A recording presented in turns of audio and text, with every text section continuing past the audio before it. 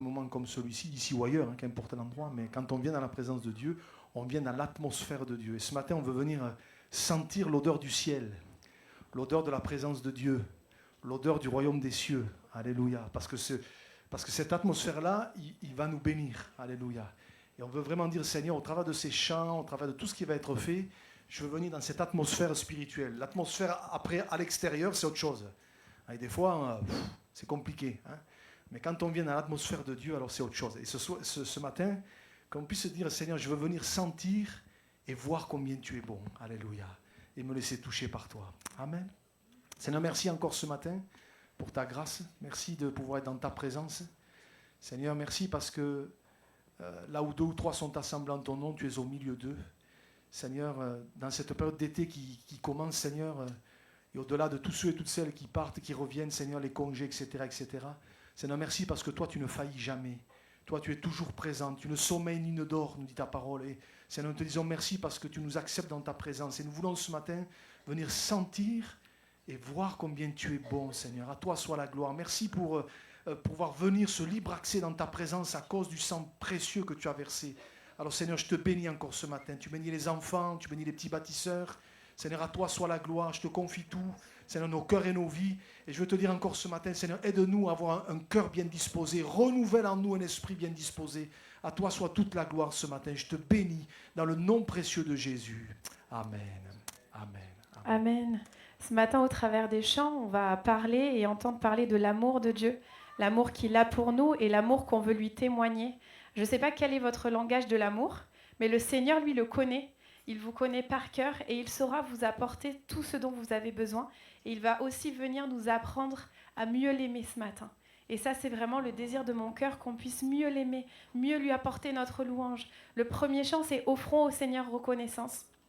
Qu'on puisse se lever tous ensemble et lui apporter notre reconnaissance ensemble d'un même cœur. Offrons au Seigneur reconnaissance, son amour dure à jamais, car il est bon, il est au-dessus de tout, son amour dure à jamais. Chantons, chantons d'une main puissante et d'un bras tendu, son amour dure à jamais. Il nous donne une vie nouvelle, son amour dure à jamais. Chantons, chantons, chantons-le. Chantons, chantons, à jamais Dieu est fidèle. À jamais Dieu est fidèle, à jamais Dieu est grand. À jamais Dieu est avec nous, à jamais, à jamais, à jamais. Du lever du soleil jusqu'à son coucher, son amour dure à jamais. Par la grâce de Dieu, nous persévérons, son amour dure à jamais. Chantons, chantons, chantons, chantons, chantons. À jamais Dieu est fidèle, à jamais Dieu est fidèle, à jamais Dieu est grand, à jamais Dieu est avec nous, à jamais, à jamais, à jamais Dieu est fidèle, à jamais Dieu est grand, à jamais Dieu est avec nous, à jamais. Du lever du soleil jusqu'à son coucher, on va reprendre ensemble. À jamais. Du lever du soleil jusqu'à son coucher, son amour dure à jamais. Par la grâce de Dieu, nous persévérons, son amour dure à jamais. Chantons, chantons, chantons, chantons. À jamais Dieu est fidèle, à jamais Dieu est fidèle, à jamais Dieu est grand, À jamais Dieu est avec nous. À jamais, à jamais, à jamais Dieu est fidèle. À jamais Dieu est grand. À jamais Dieu est avec nous. À jamais, à jamais, à jamais. On va prendre ensemble dans son amour. Dieu le Père envoya son Fils Jésus. La plus grande preuve d'amour qui ait été sur terre, c'est le sacrifice de Jésus pour nous. Qu'on puisse s'en rappeler et le chanter ensemble.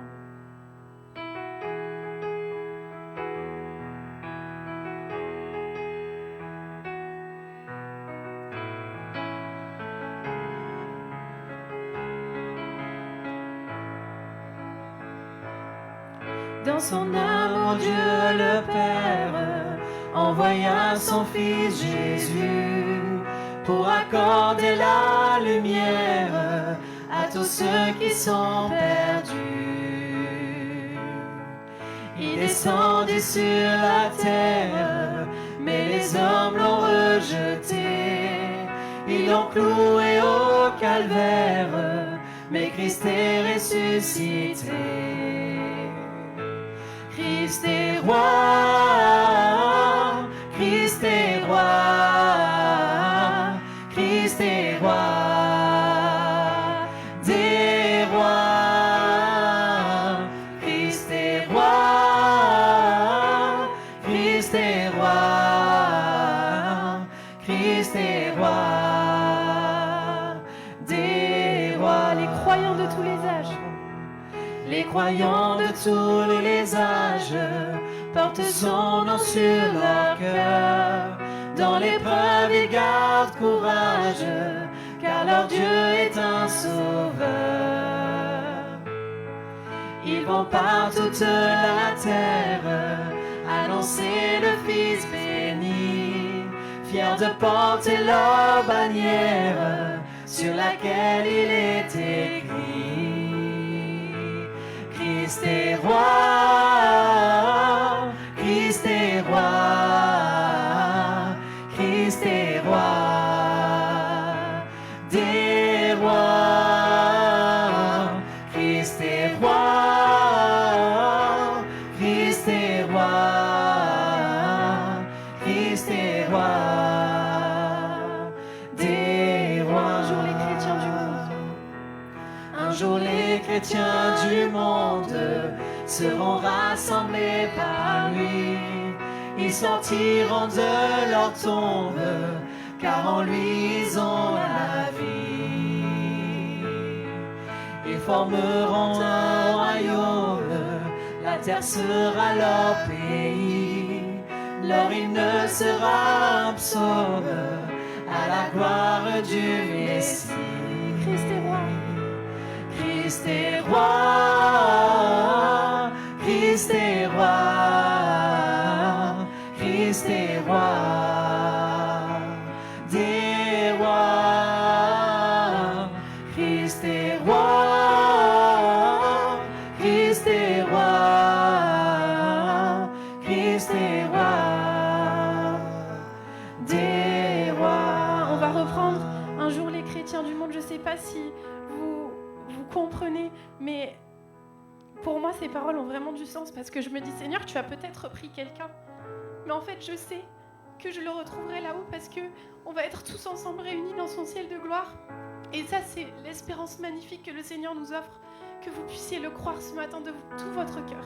Il a tout donné pour nous, et grâce à ça, on pourra être réunis là-haut, on pourra le louer tous ensemble là-haut, qu'on puisse déjà commencer à le louer ensemble ici-bas. Merci. Un jour les chrétiens du monde seront rassemblés par lui. Ils sortiront de leur tombe, car en lui ils ont la vie. Ils formeront un royaume, la terre sera leur pays. Leur hymne sera un psaume à la gloire du Messie. Christ est roi, Christ est roi, Christ est roi,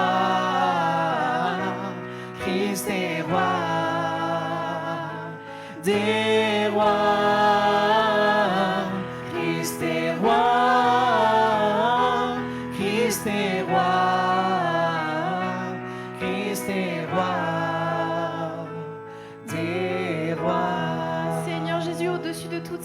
situation, tu es roi, tu restes le même, tu règnes en majesté, Seigneur Jésus. Quelles que soient mes difficultés, Seigneur Jésus, quels que soient mes problèmes et le fait que j'ai du mal à avancer, toi tu es là, tu m'aides, tu m'accompagnes, tu connais toutes choses. Tu es le maître du temps, tu es le maître de l'univers, que tu puisses être loué ce matin. Qu'on puisse chanter, je veux être en ta présence, pour te connaître et pour mieux t'aimer. Qu'on puisse mieux l'aimer ce matin. Amen.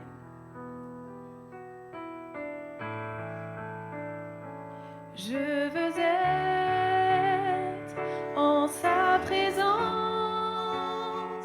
pour le connaître,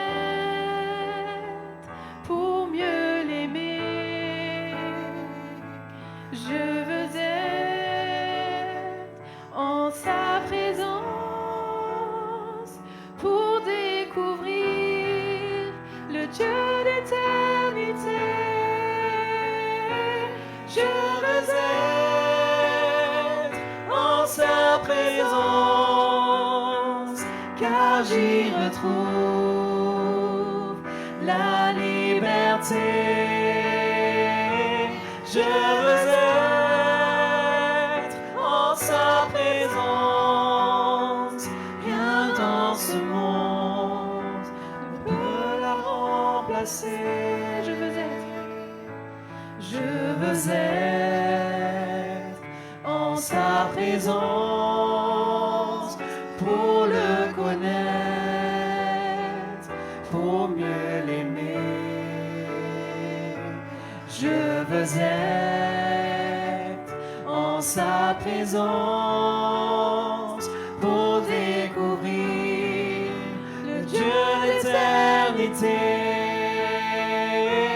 Je veux être en sa présence, car j'y retrouve la liberté. Je veux être en sa présence, rien dans ce monde ne peut la remplacer. Je veux être en ta présence, car j'y retrouve la liberté. Je veux être en sa présence, car j'y retrouve la liberté. Je veux être en sa présence, rien dans ce monde ne peut la remplacer. Si 2 ou 3 veulent élever la voix pour glorifier le roi des rois ce matin, et après on prendra un dernier chant avant la prédication.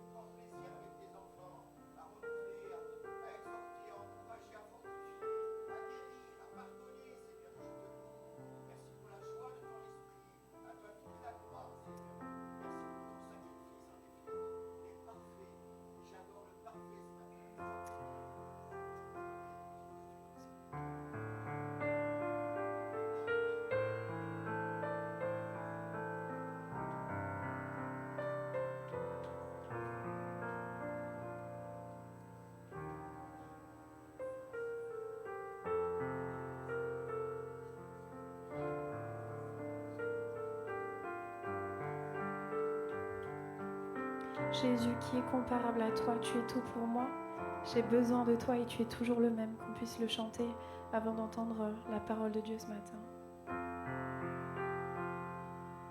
Jésus,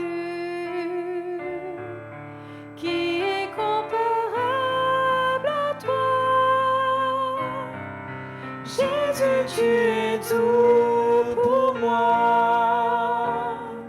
Jésus, j'ai besoin de toi. Jésus, tu es toujours le même. Jésus, je t'aime.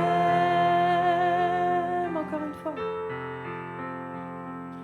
Jésus, qui est comparable à toi.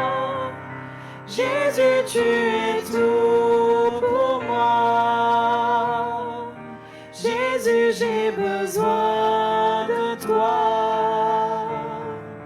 Jésus, tu es toujours le même. Jésus, je t'aime.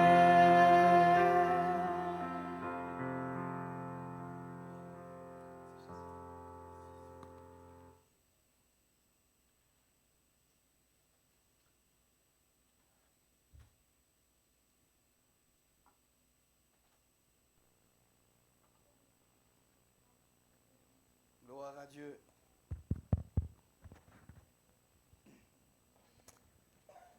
Merci Seigneur.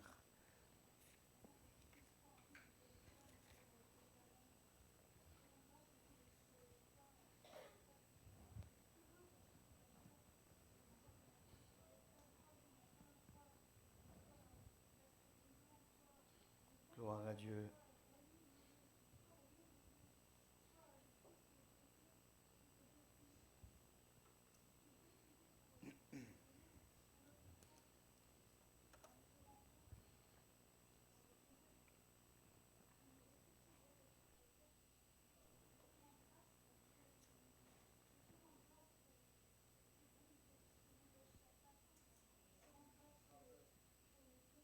Gloire à Dieu.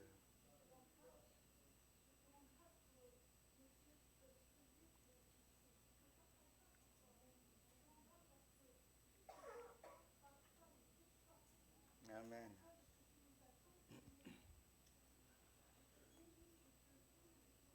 Korabasai kata.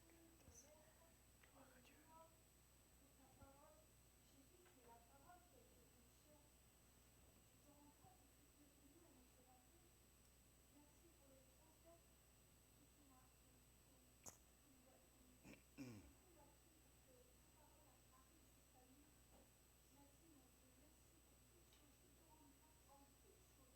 Amen. Gloire à Dieu.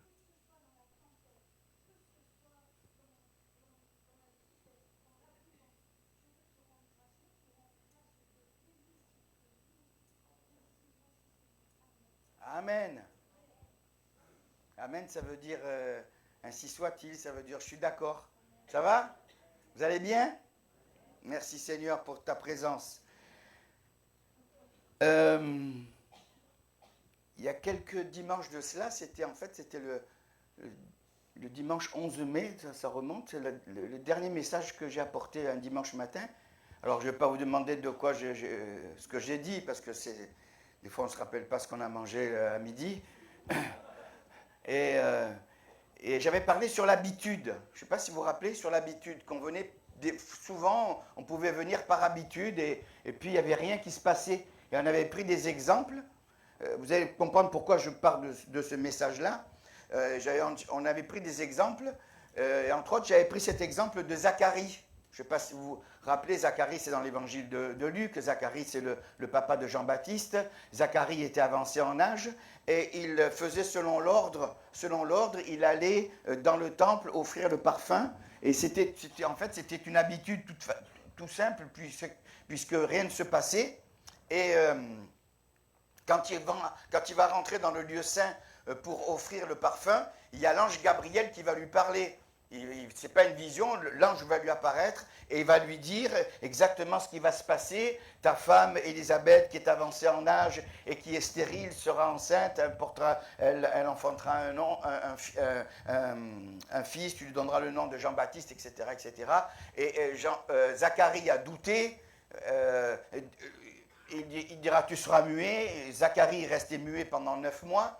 Et c'est surtout dans ce passage, quand il rentre dans le lieu saint et qu'il voit à côté de l'autel des parfums, vous vous rappelez, il voit l'ange, il lui dit en plus, l'ange, il lui détaille tout ce qui va se passer, il lui dit en plus, je suis Gabriel. Je ne sais pas si vous imaginez, moi j'aurais voulu, encore ce matin de bonheur, je disais Seigneur, j'aimerais bien voir, alors je regardais un petit peu, en fait c'est un archange.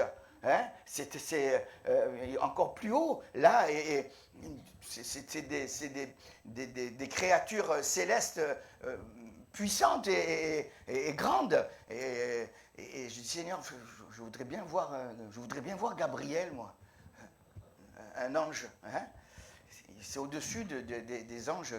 Et donc, il lui détaille tout.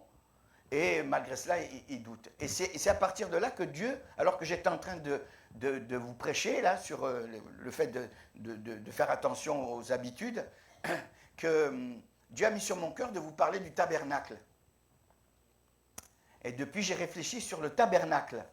Parce que quand il rentre dans le lieu saint, Zacharie, il rentre dans le tabernacle. Alors on va voir les étapes du tabernacle. On va s'arrêter. Et j'ai trouvé que c'était passionnant. Je me suis replongé dans l'étude du tabernacle et je trouvais que c'était passionnant. Je voudrais le partager avec vous. Alors, il y a un parallèle. Tout le tabernacle nous parle à la fois de Jésus. Le tabernacle nous parle de Jésus et de la marche chrétienne. Ce n'est pas compliqué. À chaque fois qu'il est question d'un passage, d'un élément du tabernacle, il est question de la personne de Jésus et de notre communion avec le Seigneur. Parce que c'est important d'avoir la communion avec le Seigneur. Hein? Amen. La communion avec le Seigneur. Hein, que Dieu nous aide à avoir cette communion avec Dieu. Alors, on va s'arrêter sur le tabernacle. Déjà, le mot tabernacle, ça signifie tente. C'est une tente.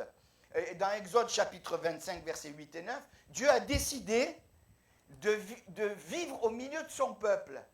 Ils me feront un sanctuaire et j'habiterai au milieu d'eux.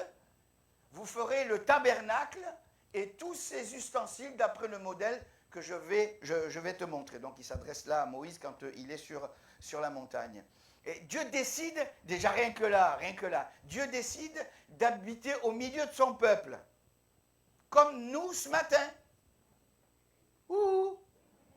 On ne vient pas juste assister à un culte, hein, pour calmer notre conscience, on vient parce que le Seigneur est au milieu de son peuple. Il n'a pas décidé d'habiter autre part, il a décidé d'habiter au milieu de son peuple. Il a habité sous une tente. C'est là où le souverain sacrificateur, on va le voir en conclusion tout à l'heure, venait une fois l'an pour le Yom Kippour, pour faire l'aspersion, etc., pour le pardon des péchés du peuple, etc. Mais il est au milieu de son peuple. Ça nous montre que notre Dieu n'est pas un Dieu figé. Notre Dieu n'est pas figé. Il n'est pas comme les dieux de l'époque où les dieux étaient fixes et les dieux étaient comment dirais-je, étaient dans un temple, etc. Non, il a décidé d'habiter sous une tente et d'être avec son peuple au milieu de son peuple pour bénir son peuple. Amen. Mon Dieu n'est pas figé. Amen. Et en parallèle, le chrétien n'est pas quelqu'un de figé. C'est pas quelqu'un de sclérosé. Amen. C'est quelqu'un qui est en mouvement. Le Seigneur a toujours été en mouvement. Amen. C'est pour ça qu'on nous appelle le mouvement de Pentecôte.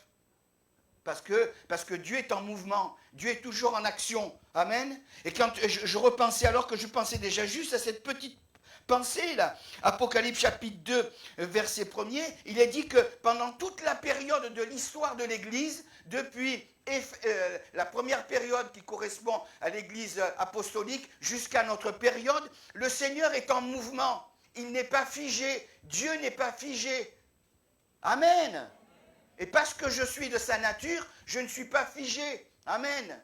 Je suis en action comme le Seigneur est en action. Est-ce qu'on est conscient qu'on est en action tout le temps? Pourquoi? Parce que le Saint-Esprit est en nous. Ouh, amen. Je voudrais tellement vous apporter on va le voir tout à l'heure, hein, dans la démarche. Le Saint-Esprit est en nous. Ça vous fait rien? Le Saint-Esprit est en nous. La personne du Saint-Esprit est en nous. Amen. Que Dieu soit béni. Tu l'as mis, Apocalypse? Voilà. Et écrit à l'ange de l'église d'Éphèse, c'est la première période. Voici ce que dit celui qui tient les 7 étoiles dans sa main droite, celui qui marche au milieu des 7 chandeliers. Les 7 chandeliers correspondent aux 7 périodes de l'église jusqu'à notre période. Philadelphie et Laodicée. Hein? Qu'on fasse partie de l'église de Philadelphie. Hein? Parce que Laodicée, vous le relirez. Mais ce n'est pas là mon propos. Ça, c'est voilà, Dieu dira... Hein, ils me feront un sanctuaire et j'habiterai au milieu d'eux, vous ferez le tabernacle, etc. etc. Et on va rentrer, et si vous voulez, on va rentrer maintenant dans la démarche du tabernacle. Tu peux me mettre la photo, s'il te plaît, la première. Peut-être que vous n'allez pas vous régaler, tant pis pour vous, hein, mais moi je me suis régalé. Hein. Voilà, le tabernacle. Là, c'est une vue d'ensemble. Après, on va rentrer dans les détails. Alors, ça, c'est ce qu'on appelle le parvis. Là où le peuple, d'ailleurs, on va commencer par le parvis. Ma prochaine pensée, c'est le parvis. Ensuite, on verra l'autel des holocaustes. Ensuite, on verra la cuve des reins. Et après, on rentrera. On rentrera dans le lieu saint. Vous êtes prêts pour partir un petit... On va faire un petit voyage. Hein? D'abord, c'est le parvis. Le parvis. J'ai comparé le parvis à ce lieu. Pourquoi? Parce que tout le peuple pouvait venir dans le parvis. Il venait ensuite avec des animaux. Il donnait. C'est pas le peuple qui offrait les sacrifices. C'était les sacrificateurs. On amenait son sacrifice et le sacrificateur offrait. Et c'était le lieu. Et à l'époque, ça se faisait comme ça. Le peuple pouvait rentrer et le peuple se rassemblait autour de la tente d'assignation, et ils chantaient des cantiques et ils louaient le Seigneur. Je dis, mais c'est exactement ce qu'on fait. Qu'est-ce qu'on a fait ce matin? On a chanté, on a loué le Seigneur, hein, et c'est exact. Et voilà, c'est le parvis ici. Ici, c'est le parvis. Toute la nuit, vous savez ce que j'avais? Ici, c'est pas Marseille, ici, c'est pas Paris, ici, c'est pas Saint-Étienne, ici, c'est le parvis. Amen. C'est là où il y a la vie. C'est là où le peuple de Dieu se rassemble. Amen. Le parvis, c'est comparé à... Donc, le peuple est là. Tout le monde peut rentrer dans ce lieu. Tout le monde peut rentrer dans ce lieu. Ça veut dire que quoi? Ça veut dire que Dieu ne fait exception de personne et qu'au milieu de nous, peut-être qu'il y a encore des hommes et des femmes qui n'ont pas fait la paix. Mais tu es dans le parvis déjà. Tu es au milieu du peuple de Dieu. Amen. Tu es au milieu du peuple de Dieu. Ça me touche. Hein? C'est la première démarche. Première démarche. Pour beaucoup, on l'a fait, on est venu, on ne savait pas, on était hésitant, on se disait où je vais mettre les pieds, etc. Et puis Dieu a touché notre cœur. C'est le parvis. Ici, c'est le parvis. Je disais il y a quelques semaines, ici, c'est Jérusalem. Vous vous rappelez quand je le disais? C'est Jérusalem aussi, ici. Ici, c'est Jérusalem. Jérusalem, vous savez ce que ça veut dire? La maison de la paix. Amen. C'est pas autre chose ici. Ici, c'est le parvis. Ici, c'est là que commence la vie avec Dieu. Amen. Ça, c'est la première étape. Le parvis. Hein, que Dieu soit béni. Psaume 84, verset 11. Psaume 84, verset 3. Mieux vaut, on le chante. Amen. Mieux vaut un jour dans tes parvis que 1000 ailleurs. Je préfère me tenir sur le seuil de la maison de mon Dieu plutôt que d'habiter sous la tente de la méchanceté. Le verset 3, ma pauvre Françoise. Mon âme soupire et languit après les parvis de l'Éternel. Mon cœur et ma chair poussent des cris vers le Dieu vivant. C'est le rassemblement. Le parvis, c'est là où le peuple se rassemblait. On n'amène plus son sacrifice. On va voir la prochaine étape. Hein. C'est là où l'on rencontre Dieu.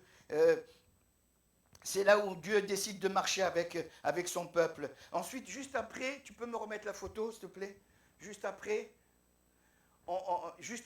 alors je vous fais grâce parce qu'il faudrait des heures comprenez qu'il faudrait des heures. Commencer à détailler les poteaux, commencer à détailler les tissus, commencer à détailler, etc. On est là, on rentre. Qu'est-ce qu'on voit en premier?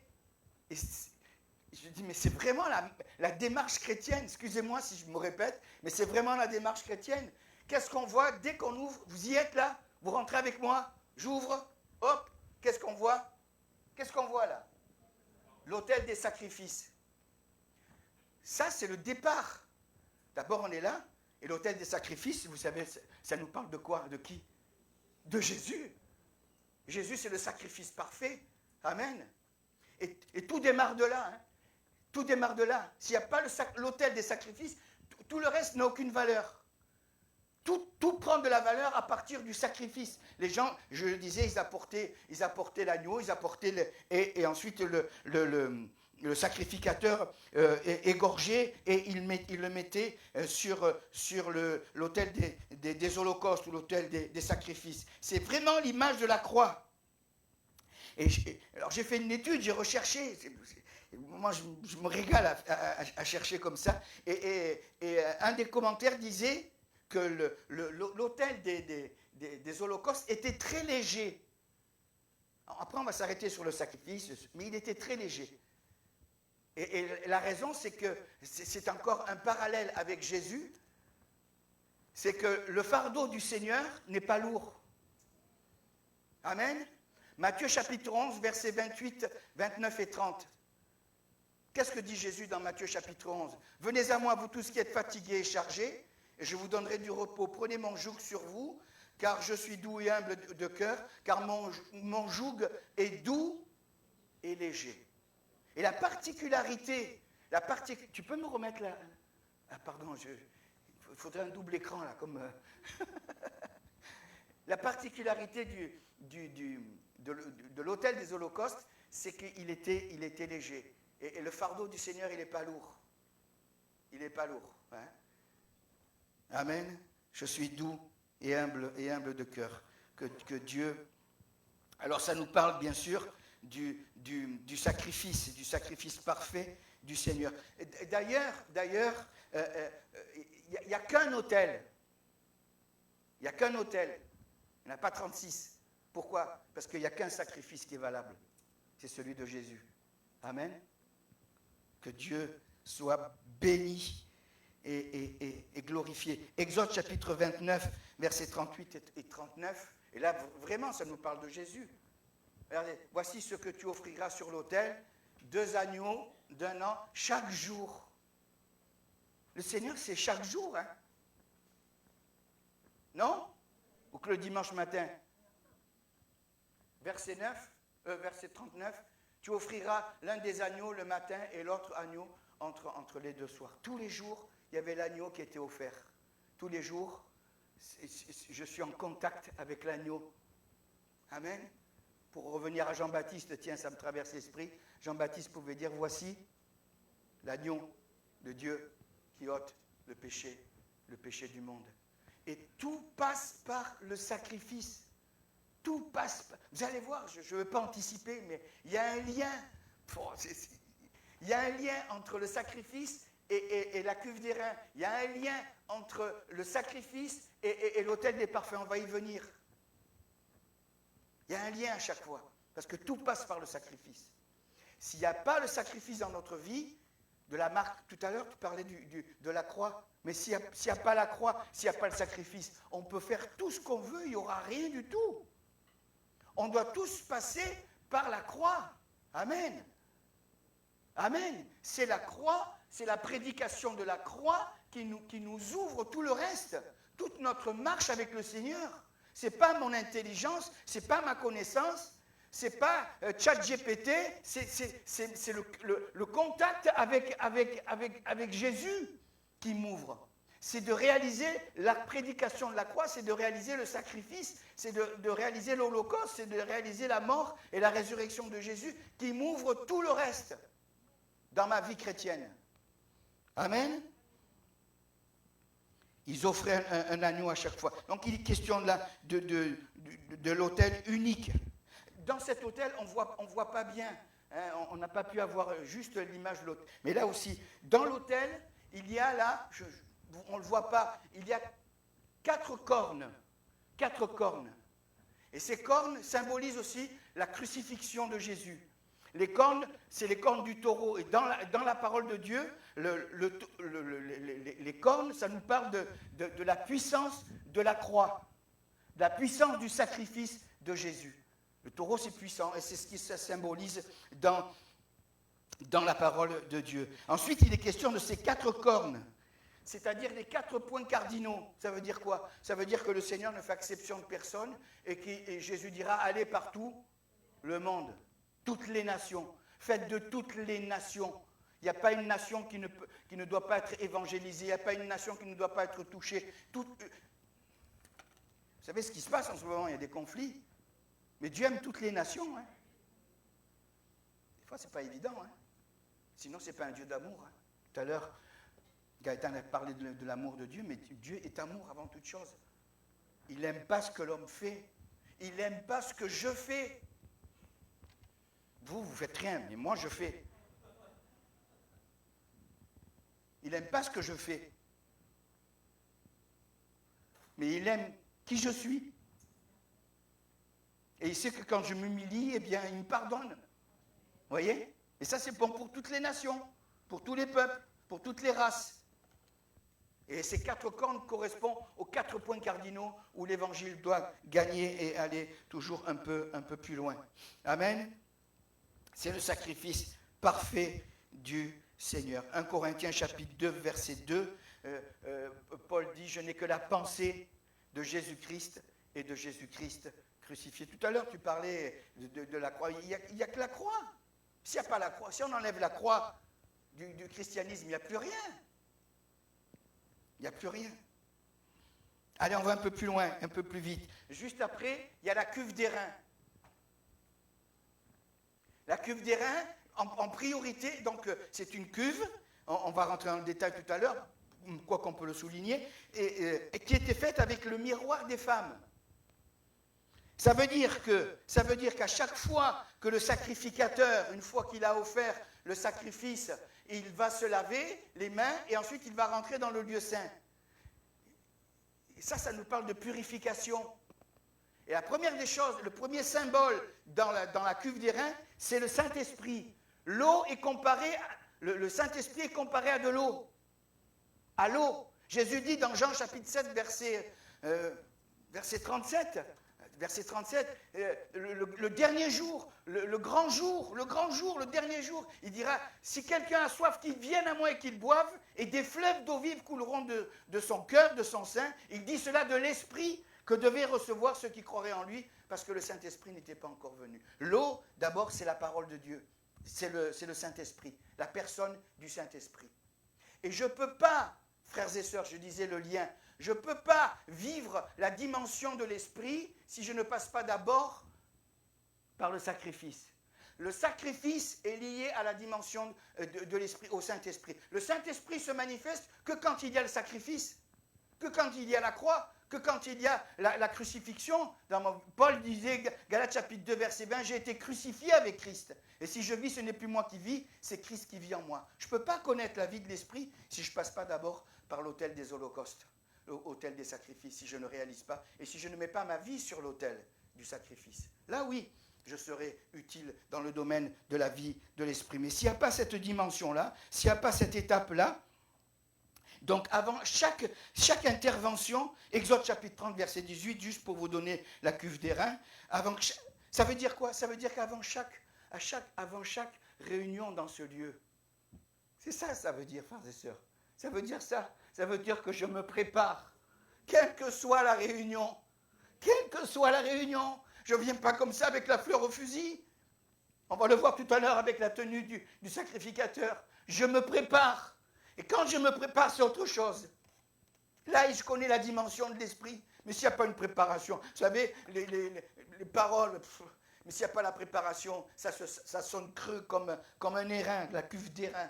Hein? Quoique les reins, dans la parole de Dieu, on va le voir, ça a un autre enseignement. Mais le Saint-Esprit, la cuve d'airain, ça nous parle de l'eau. Chaque réunion, je me prépare. Ah, mais c'est une simple réunion d'évangélisation. C'est le mercredi après-midi, eh ben je saute. Je saute. Non, non, je ne saute pas, je me prépare. Dans la mesure du possible, je viens. Et quand je viens à la réunion de prière, je me prépare. Quand je viens au culte, je me prépare. Amen. Je me prépare. Voilà, la Bible dit, c'est Jean qui le dit, ça me vient à l'esprit dans Apocalypse chapitre 1er, je crois versets 5 et 6, à celui qui nous aime et qui nous a délivrés de nos péchés et qui a fait de nous un royaume et des sacrificateurs. Et la version anglaise dit à celui qui a fait de nous des rois et des sacrificateurs. Amen. Et on a cette fonction de sacrificateur, non seulement de sacrificateur, mais de roi aussi. Ça veut dire que le sacrificateur, et vous allez voir pourquoi, il va aller mieux pour lui qui se prépare. Vous allez voir. Et je me prépare pour venir. Et là, je passe par l'eau, c'est-à-dire je passe par la vie de l'esprit. L'eau aussi, ça nous parle Jacques aussi parle de ces miroirs. Je disais qu'elle était fabriquée avec des miroirs. Jacques chapitre 1er, verset 23. Je crois que je l'ai donné, non? Oui, merci. Si quelqu'un écoute la parole et ne la met pas en pratique, il est semblable à un homme qui regarde dans un miroir son visage naturel. Je ne sais pas si tu peux mettre la suite. Non, bon, ça ne fait rien, il est question du miroir. La parole de Dieu est comparée à un miroir. Vous vous êtes regardé au miroir? Les sœurs... Oh Jésus, j'avais oublié ça. Ça passe du temps dans le miroir. Hein. Nous, bon, on n'a pas trop de... Pas trop de peigne, de coups de peigne à se donner. Hein? Mais le miroir. Et la Bible, c'est la parole de Dieu est comparée à un miroir. Hein? Ne soyons pas des auditeurs oublieux. On entend la parole. Et c'est vrai qu'on entend du 1er janvier au 31 décembre. Tu as trouvé? Et après s'être regardé, il s'en va et oublie aussitôt comme il était. Non, non. On veut regarder dans le miroir. Le Saint-Esprit nous révèle un petit peu. Il y a cette eau, le Saint-Esprit nous révèle. Hein, et les sacrificateurs, ils se voyaient. Il valait mieux qu'ils se voient. Hein, parce qu'après, il fallait rentrer dans le lieu saint. Et les souverains sacrificateurs, une fois l'an, ils rentraient dans le lieu très saint. Mais on va y venir. Excusez-moi, je me répète. Et l'eau aussi est comparée donc à la parole. Éphésiens chapitre 5, versets 25 et 26. Je peux les donner, ça? Allez, envoie, vite. Merci. Marie, Marie, pas le prénom, hein. Moi, ma fille, elle s'appelle Marie. Non. Marie, c'est l'époux, le gars, l'homme, le viril. Ouais, l'homme, le viril. Marie, voilà ce que tu dois faire. Il y a des maris ici, des époux, levez la main. Allez. Aimez vos femmes. Ou votre femme.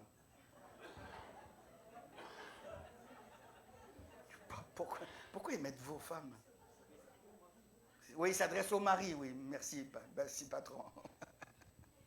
Marie, aimez-vous, il s'adresse aux époux, c'est un pluriel. Marie, aimez vos femmes comme Christ a aimé l'Église et s'est livré lui-même pour elle. Voilà ce qu'on doit faire, les frères. On n'a pas fini, passer la serpillière, passer l'aspirateur, vider comment on appelle ça là, le lave-vaisselle, faire la lessive, le lave-linge, afin de la sanctifier par la parole, après l'avoir purifiée normalement c'est l'eau du baptême. C'est l'eau, la purifier par l'eau de la parole. Et là c'est une autre version. Et là ils mettent par le baptême d'eau, par l'eau de la parole. Lavé par l'eau de la parole. La parole de Dieu est comparée à de l'eau. Et c'est vrai, hein? Elle nous lave. Hein? Alors les frères, vous allez laver vos femmes tous les jours. Hein? Avec la parole. Mais oui, laver par l'eau de la parole. Mais oui. Ça veut dire quoi, ça? Laver sa femme par l'eau de la parole? Juste une parenthèse. Hein? Ça veut dire tout simplement ouvrir dans le couple qui appartient au Seigneur, ouvrir la parole, partager un texte de la parole et prier avec son épouse et son époux. Amen, les frères. Voilà ce qu'on doit faire. Amen. Quand le couple appartient au Seigneur. Ce n'est pas Marc qui le dit, ni Cyril, c'est écrit. Voilà, il faut la laver. Voilà, tu la laves. Amen. Eh oui, allez, je ferme la parenthèse. On va un peu plus loin. On change d'endroit. Tu peux me remettre, s'il te plaît. Voilà, en face, il y a le lieu d'habitation. La Bible dit que nous sommes le temple du Saint-Esprit. 1 Corinthiens chapitre 6, verset 19. Ne savez-vous pas que vous êtes le temple du Saint-Esprit? En face, donc, tu peux me mettre la photo, s'il te plaît? Et là, on arrive dans le lieu saint. Je vous fais grâce de la tenture, je vous fais grâce du voile, etc. Vous y êtes? L'autre photo, s'il te plaît. Ma sœur. Voilà. Voilà, le sacrificateur, après s'être lavé les mains, se préparer, il rentre là. Là, c'est plus pareil. C'est plus pareil. En face, il y a l'hôtel des parfums. Je disais qu'il y avait un lien. Vous le voyez, l'hôtel des parfums? Je ne sais pas si on le voit bien. À gauche, le chandelier. Voilà, l'hôtel des parfums, il est là. Et après, il y a le voile et il y a le lieu très saint avec l'arche. Merci, avec le propitiatoire. Donc, la première des choses qu'on voit quand on ouvre, c'est l'hôtel des parfums. Et ça aussi, je ne savais pas, comme quoi qu'il faut relire et étudier un petit peu. C'est que l'hôtel des parfums, le parfum, dans la parole de Dieu, c'est la prière. L'hôtel des parfums, c'est la prière. Le parfum, c'est la prière. Dans la Bible, que ce soit Ancien ou Nouveau Testament, c'est la prière. C'est toutes nos prières qui montent. Amen. Qui sont reçues dans les coupes, nous dit le livre de l'Apocalypse. Amen. Et on ne prie pas en vain, même si des fois, quand on est dans une semaine de prière, on prie pour les malades, et tous les matins on les amène au trône de la grâce, et on ne prie pas en vain. Amen. Le Seigneur prend ses prières, il les prend, il les écoute, il les entend. Amen. Il les aime. Il les aime. Il les aime. Et donc, alors le lien qu'il y avait avec l'autel, c'est encore lié. Comme l'autel des sacrifices est lié avec la cuve des reins, l'autel des sacrifices est lié avec l'autel des parfums. Vous savez pourquoi? Parce qu'on prenait les braises, c'est une image magnifique, on prenait les braises de l'autel des holocaustes, là où le sang avait coulé, là où le sacrifice avait été consumé, on prenait ces braises et on les amenait dans l'autel des parfums. Et ces braises servaient à brûler le parfum. Tout est lié avec le sacrifice. Pour que ma prière soit exaucée, elle passe par le sacrifice. La prière qui est valable aux yeux de Dieu, c'est celle qui passe par le sacrifice. C'est celle qui énumère, c'est celle qui rappelle le sacrifice de Jésus. Celle-là, elle est exaucée. Et il faisait brûler comme ça le parfum avec ces braises-là. Donc je disais que le parfum, c'est la prière. Hein? Amen. Que Dieu fasse de nous des hommes et des femmes de prière. Je ne vais pas trop m'étendre. Après, on va juste en rentrant à droite. En rentrant à droite, c'est l'autel, c'est les pains de proposition. Alors là, on sait de suite qui c'est le pain. Et là, il y a des particularités aussi, une richesse. Le pain des propositions, il y avait 12 pains de propositions. Ça nous parlait des 12 tribus. Ça veut dire que Dieu n'oublie personne. Amen. Le Seigneur n'oublie personne. La particularité, je vais aller un peu plus vite, la particularité de ces pains, c'est qu'ils avaient le même diamètre et ils pesaient le même poids. Il ne fait exception de personne. Il nous aime tous du même amour. Amen. Il n'y avait pas un pain qui était plus grand que l'autre, un pain qui pesait plus que l'autre. Tout était calibré. Dieu nous aime du même amour. Tous, sans exception. Jésus dira, je suis le pain de vie, celui qui vient à moi n'aura jamais faim, celui qui croit en moi n'aura... Alors, 12, c'est le chiffre, c'est le double de 6, et le 6, c'est le chiffre de l'homme. Et tous les 7 jours, on changeait le pain. 7 jours, vous savez, c'est la perfection. Ça nous parle du pain. On aurait pu parler encore de ces pains de proposition quand Jésus dit, je suis le pain de vie. Que Dieu soit béni, que Dieu soit béni pour ce pain. Amen. Celui qui mange ma chair et qui boit mon sang a la vie éternelle, dira Jésus. Allez, on va un peu plus loin. Le chandelier, là aussi, il y a quelque chose de formidable. Le chandelier. Le chandelier est à gauche quand on rentre. Parce qu'à un moment donné, j'étais un peu confus. Je regardais un commentaire, il disait à droite, l'autre il disait à gauche. En fait, c'est à gauche qu'il est, le chandelier, quand on rentre dans le lieu saint. Et le chandelier, ça nous parle de qui? De Jésus. Jésus dira, je suis, dans Jean chapitre 8, verset 12, je suis la lumière du monde. Et qu'est-ce qu'il dira dans Matthieu chapitre 5, verset 14? C'est lié, on est lié au Seigneur. Hein? Amen. Il dira, vous êtes la lumière du monde. Et la lumière, on ne la met pas sous la table, on la met sur la table pour qu'elle éclaire toute la maison. Que Dieu soit béni. Amen. La particularité de ce chandelier, ça aussi je ne savais pas, c'est qu'il y a une branche centrale et 6 branches sur les côtés, ce qui fait un chandelier à 7 branches. Et la branche centrale, c'est qui? C'est le Seigneur.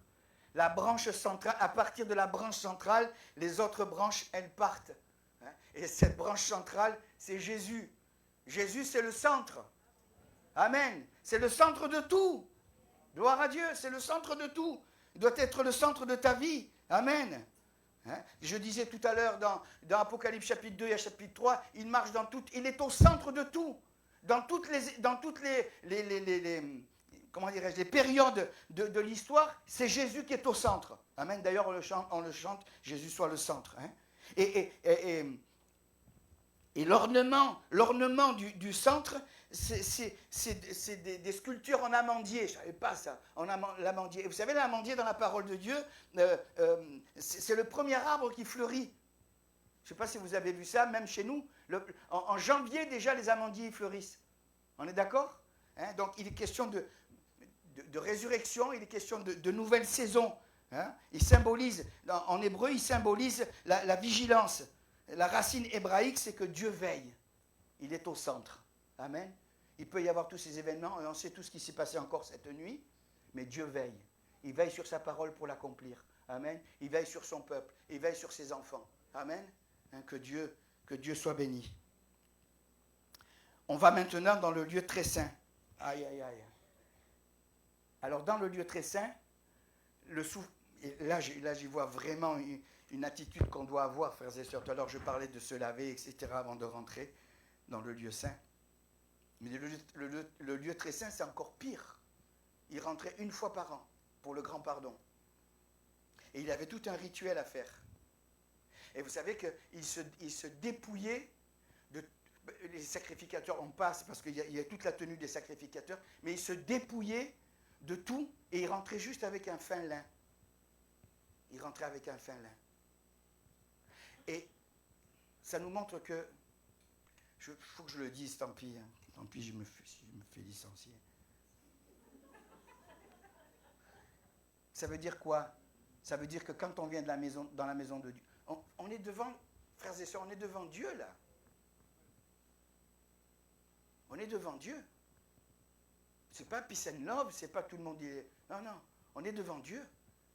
Et je pensais, je me dis, Seigneur, vous allez me dire, ouais, mais c'est l'extérieur, le Seigneur regarde au cœur, etc. Mais je crois qu'on doit avoir une tenue correcte. Voilà. Je ne demande pas d'être avec le tchador et tout ce que vous voulez, mais on doit avoir une tenue. Et lui, et bien sûr, le fait de se dépouiller, ça nous parle de Jésus. Jésus s'est dépouillé. Vous savez comment il était vêtu, Jésus, quand il était sur la croix? Hein? Après, ils l'ont recouvert de ce manteau pourpre. Mais ça nous montre qu'on doit avoir une tenue devant le Seigneur. On est devant. Si ça avait été, je ne sais pas moi, un élu, on serait tous mis sur le 31. Et là, pour Jésus, ouais, je vais au culte, c'est bon. Je vais comme je suis. Et puis, non. Je crois qu'il faut avoir une tenue aussi pour le Seigneur. Pour le Seigneur, pas pour les autres, mais pour le Seigneur. Amen. Pour honorer le Seigneur, pour le célébrer. Et là, donc, la particularité, bien sûr, c'est l'arche. Elle était très petite. Elle faisait 1,25 m de long, 75 de large et 75 de haut. Et ça symbolise notre cœur. Dieu habite dans notre cœur. Seulement, c'est le lieu très saint. Et l'état de notre cœur doit être très pur et très saint. Amen. Ça, c'est l'arche. C'est là où il demeure. Amen. Hein, que Dieu soit béni. Il est écrit ceci dans Colossiens 1,16, je l'ai mis sur mes notes. Tout a été créé par lui, et pour le Seigneur. C'est l'alliance. Dieu a fait alliance avec le peuple juif. Il a fait alliance avec nous au travers de Jésus. À l'intérieur, il y a les 10 commandements. La table des 10 commandements. La deuxième table, Psaume 40, verset 9, il est dit ceci. Je veux faire ta volonté, mon Dieu, et ta loi est au fond de mon cœur. Ensuite, il y a la manne, c'est encore le pain de vie. Ensuite, il y a le bâton. Je n'avais jamais fait le rapprochement avec le bâton. Vous savez, le bâton d'Aaron qui avait fleuri. Un bâton sec qui a fleuri. Ça vous parle de quoi, ça? Moi, ça me parle de Jésus. Jésus, il était sec quand il est resté pendant 3 jours dans le tombeau. Hein? Et le 3e jour, il est ressuscité. Hein? C'est la résurrection. C'est la résurrection du Seigneur. Amen. Donc, il rentrait là, dans le lieu très saint. Et bien sûr, il y a l'arche.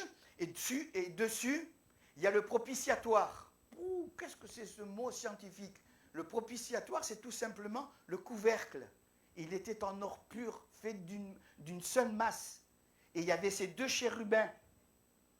Et là, quand le sacrificateur arrivait, dépouillé, j'ai appris ça dernièrement, c'est le frère Taubois, je ne sais pas si vous avez entendu parler du frère Taubois, qui était un féru il est mort pendant le Covid, un féru d'Israël, et il disait que quand il rentrait, le souverain, écoutez bien, quand il rentrait, comme quoi que c'est sérieux, la vie chrétienne c'est quelque chose de sérieux, nous des fois, à l'emporte-pièce, on envoie à gauche, on envoie à droite, on fait n'importe quoi, mais il rentrait, et parce que, suivant le rite qu'il allait faire, s'il se manquait, il mourait.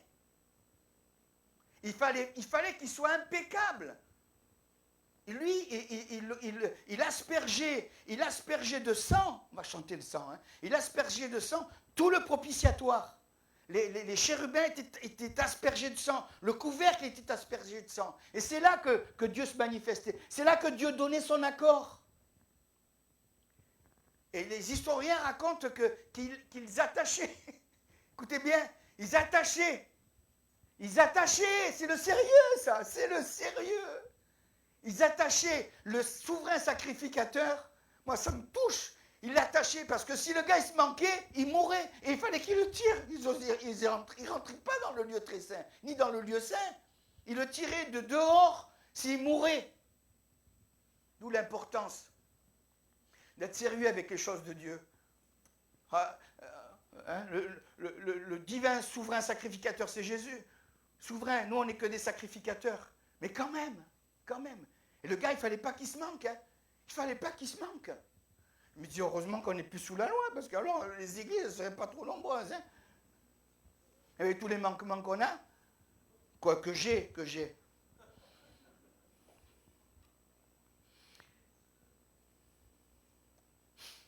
Tout est soumis, je termine, on va chanter si vous voulez venir.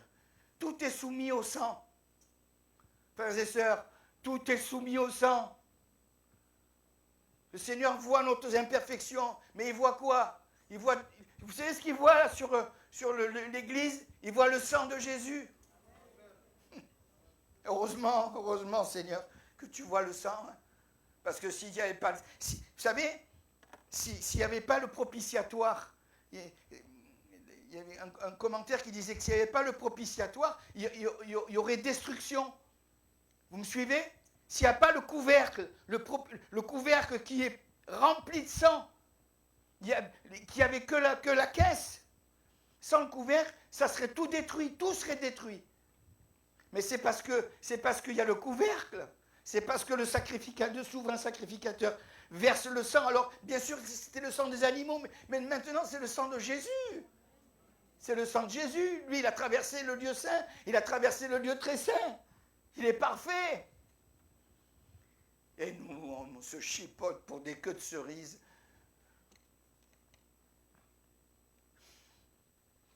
Viens nous laver par ton sang, Seigneur. Viens nous laver par ton sang. Amen. Tout est basé sur le sang de Jésus qui nous purifie, qui nous lave, qui n'a de cesse de nous laver. On va chanter, enfin, je ne sais pas si je vais arriver. Vas-y, on va chanter. On va se lever, vous voulez qu'on le chante? Tu viens, Marie?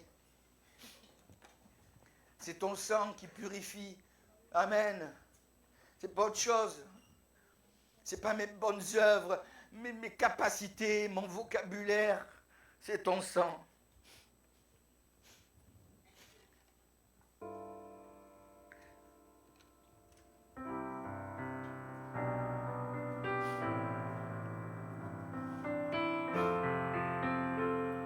Vas-y, Gaëtan, vas-y.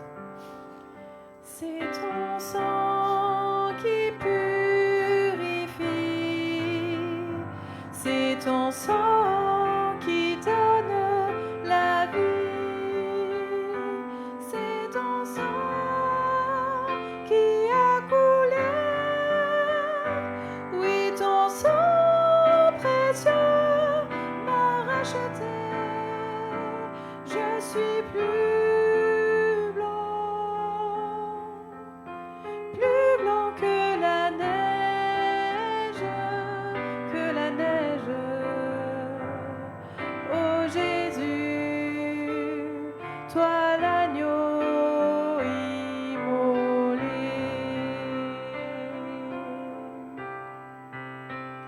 C'est ton sang qui purifie,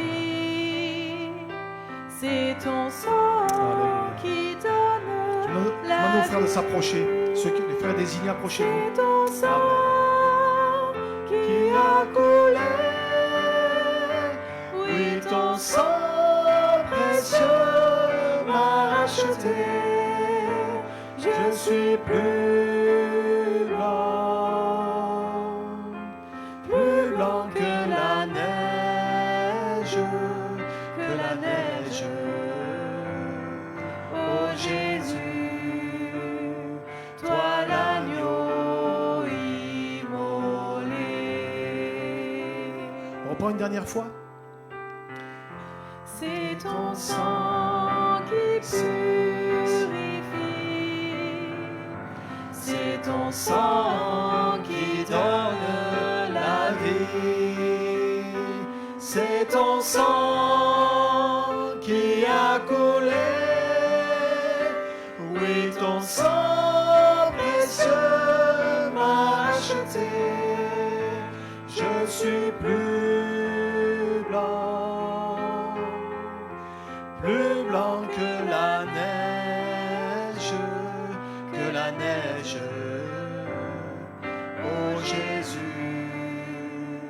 toi l'agneau immolé.